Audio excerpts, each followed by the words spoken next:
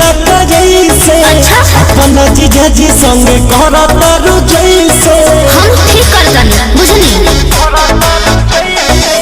फगुओ के दिन केहू करे लगा जैसे अपना जीजा जी संग करतारू जैसे डाले खातिर बैठल बानी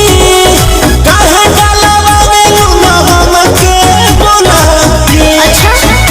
आज जीजा तोहर रंग मारा चाहिए खाला दे बुझलो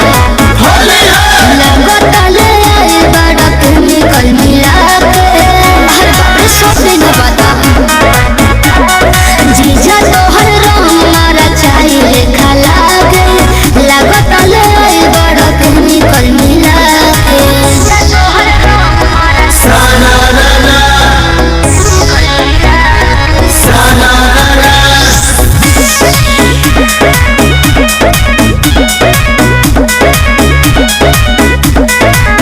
छोड़ा जाए दाल साली